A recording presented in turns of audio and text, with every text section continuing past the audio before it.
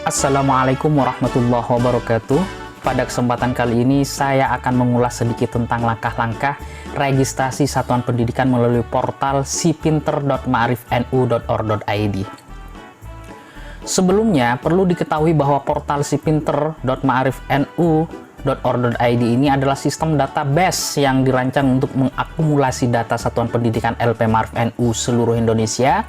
Oleh karenanya, maka satuan pendidikan di bawah naungan LP Maarif NU diwajibkan untuk melakukan pendaftaran pada portal ini untuk mendapatkan legalisasi atau pengakuan secara nasional sebagai satuan pendidikan Maarif NU.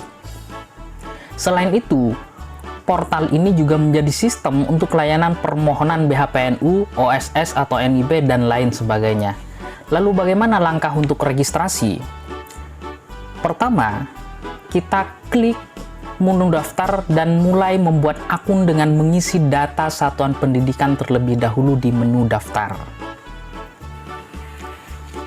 Pendaftaran satuan pendidikan di sini dikunci menggunakan NPSN. Lalu bagaimana dengan satuan pendidikan yang masih belum memiliki NPSN? Satuan pendidikan yang belum memiliki NPSN di sini bisa mengajukan NPSN virtual terlebih dahulu dengan cara klik ajukan NPSN virtual.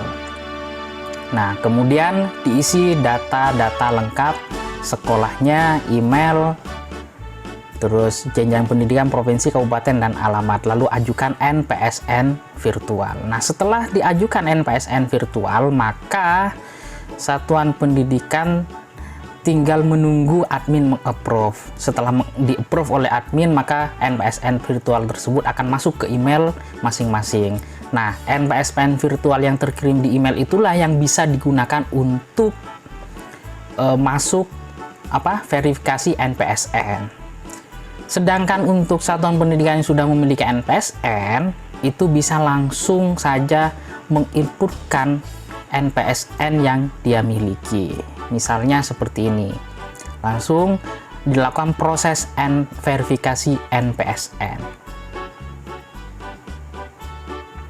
Setelah dilakukan proses verifikasi NPSN, maka akan muncul data di sini. Misalnya data NPSN, nama satpen, yayasannya. Nah, yayasan ini perlu diperhatikan apakah menggunakan BHPNU atau non BHPNU. Kalau misalnya non BHPNU, maka tulis nama yayasan yang menaunginya.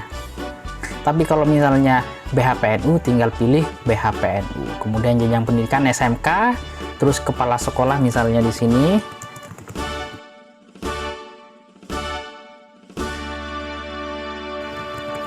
Tahun berdirinya misalnya 1992. Aset tanahnya, ini aset tanah ada dua macam, ada jam'iyah dan ada masyarakat NU. Kalau milik jam'iyah itu maksudnya adalah milik organisasi, milik Nahdlatul Ulama. Sedangkan milik masyarakat NU itu maksudnya milik pribadi atau yayasan.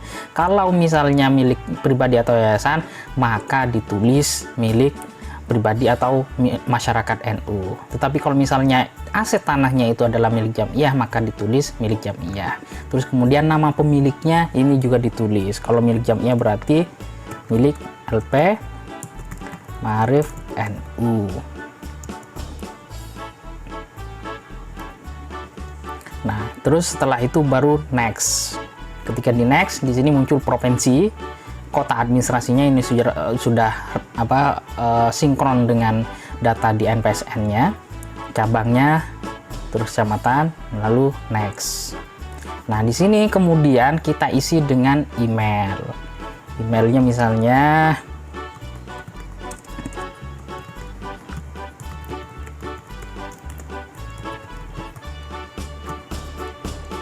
terus nomor teleponnya sementara 02139.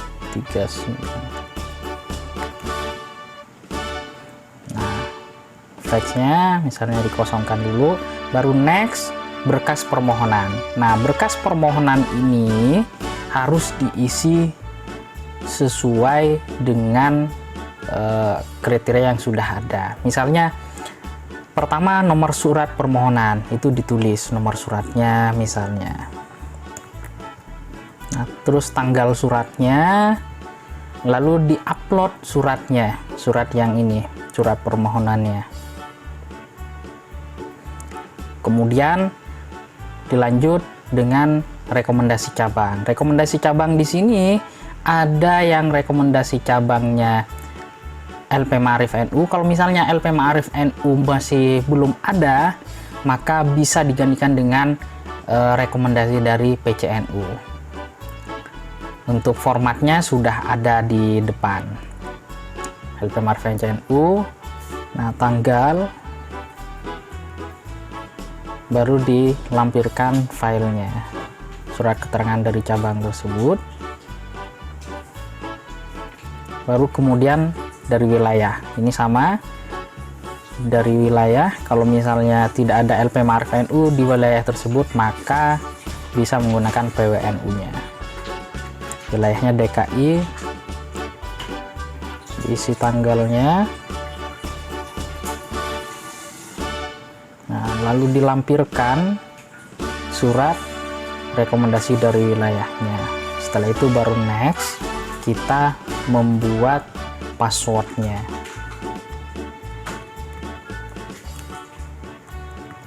Nah, setelah membuat password, maka klik daftar. Maka secara otomatis pendaftaran akan masuk di permohonan. Nah, di sini akan muncul kode registrasinya. Nah, kode registrasi ini, nomor registrasi ini yang akan digunakan untuk masuk ke portal, ke halaman login. Misalnya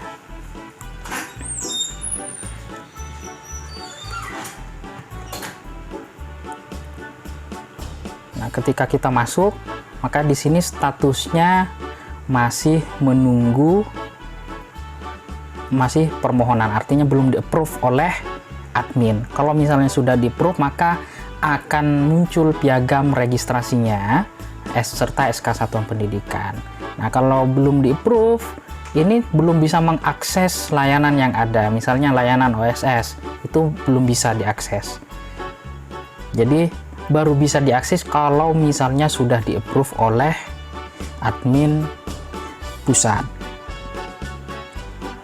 Nah, karena sudah di-approve, maka akan muncul piagam nomor registrasi. Ini sudah bisa kita download kalau sudah di-approve. Nah, contohnya seperti ini. Piagam nomor registrasi itu akan muncul tipe satpamnya, nomor registrasinya berapa, NPSN dan sebagainya.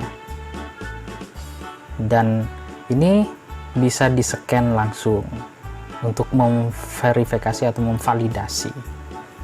Demikian pula dengan SK Satuan Pendidikan, itu juga sudah bisa di-download.